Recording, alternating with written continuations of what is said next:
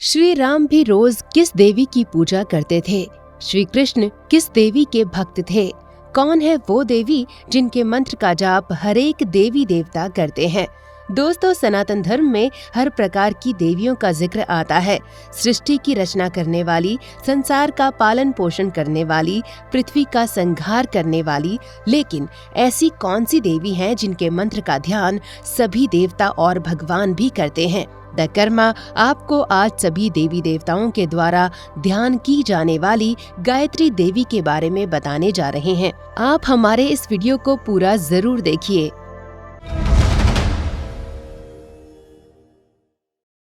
सनातन धर्म में गायत्री मंत्र को सबसे पवित्र और सबसे महान मंत्र कहा गया है। गायत्री मंत्र जिन देवी को समर्पित है, उनको वेद की माता भी कहा जाता है। ऐसी मान्यता है कि वेदों की उत्पत्ति गायत्री देवी से ही हुई है। वेदों को सभ्यता और संस्कार की पुस्तकें कहा गया है, अर्थात सभ्यता की शुरुआत वेदों से ही मानी जाती है। पौराणिक कथाओं के अनुसार गायत्री को ब्रह्मा की आदि शक्ति कहा गया है। माना जाता है कि ब्रह्मा जी ने जब सृष्टि की रचना का कार्य शुरू किया तो गायत्री देवी से विवाह किया था, ताकि संसार में ज्ञान, संस्कार, सभ्यता भी विकसित हो, जो कि वेदों से जगत में आई। और गायत्री माता ने वेदों की रचना करके संसार को ज्ञान दिया, इसलिए माता गायत्री को वेद माता कहा जाता है। अथर्ववेद में गायत्री को वेद माता या वेद वाणी कहा गया है।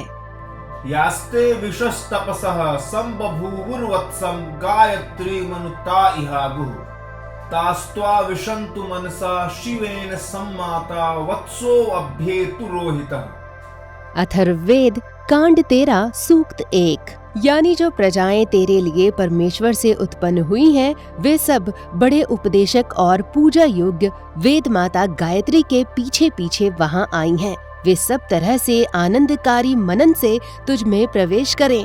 माता समान बड़ा उपदेशक, सबका उत्पन्न करने वाला परमेश्वर सब ओर से प्राप्त हो।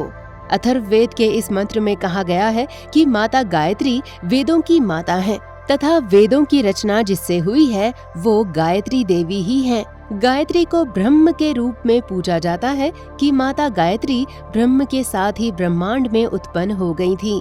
कहा जाता है कि ब्रह्मा सृष्टि की रचना करने के बाद ही नष्ट हो जाते हैं। उसके बाद उनकी शक्ति गायत्री ही सृष्टि के निर्माण का कार्य अपने हाथों में ले लेती हैं और यज्ञ व्यवस्था को स्थापित करती हैं, जिनसे सृष्टि का निर्माण और संचालन आगे बढ़ता है। गायत्री मंत्र के तीनों पदों से ही तीनों लोकों और त्रिदेवों का जन्म बताया गया है।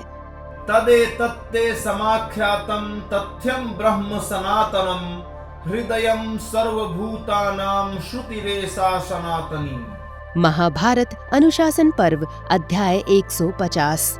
इस श्लोक से भीष्म जी युधिष्ठिर को बता रहे हैं कि गायत्री मंत्र सत्य एवं सनातन ब्रह्म का रूप है। सभी भूत और वेदों की उत्पत्ति इसी से हुई है।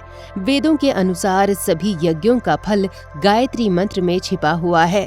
केवल गायत्री देवी के इस मंत्र का ध्यान कर लेने से ही संसार के सभी दुखों का नाश हो जाता है और त्रिदेव भी इस मंत्र का जाप करते हैं।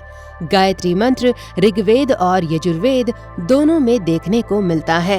भूर्भुवः स्वः तत्सवितुर्वरेण्यं भर्गो देवस्य धीमहि धियो यो न प्रचोदयात्। यजुर्वेद अध्याय 36।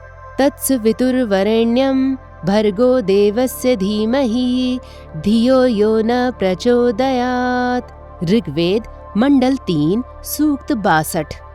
हम लोग कर्म कांड की विद्या, उपासना कांड की विद्या और ज्ञान कांड की विद्या को संग्रह पूर्वक पढ़ के जो हमारी धारणवती बुद्धियों को प्रेरणा करे, उस कामना के योग्य समस्त ऐश्वर्य के देने वाले परमेश्वर के उन इंद्रियों से न ग्रहण करने योग्य, परोक्ष स्वीकार करने योग्य सब दुखों के नाशक तेज स्वरूप का ध्यान करें।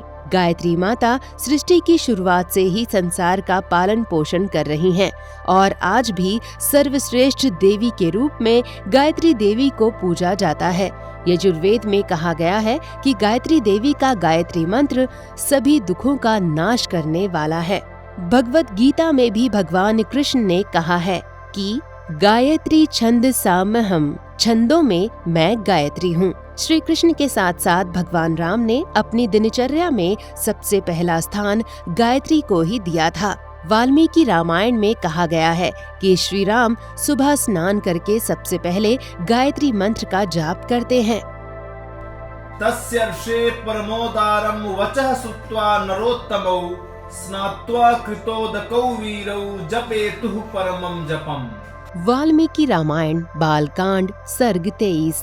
महर्षि विश्वामित्र के द्वारा जगाए जाने पर तथा उनकी मधुर वाणी सुनने के बाद दोनों भाइयों ने स्नान करके देवताओं का तर्पण किया और फिर परम उत्तम जपनीय मंत्र गायत्री का जाप करने लगे।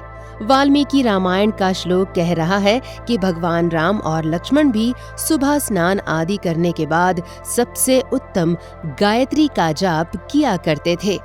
गायत्री मंत्र का ध्यान और जप करने से भगवान का सामीप्य प्राप्त होता है, लेकिन महाभारत में कहा गया है कि गायत्री मंत्र को सुनने से भी परम गति प्राप्त होती है। नते विद्यन्ते दुःखं गच्छन्ति परमां गतिं ये शृण्वन्ति महद्ब्रह्म सावित्रु गुणकीर्तनम्। जिस घर में रहने वाले लोग केवल गायत्री मंत्र के कीर्तन को सुनते भी हैं, उन्हें कभी दुख नहीं होता तथा वे परम गति को प्राप्त होते हैं।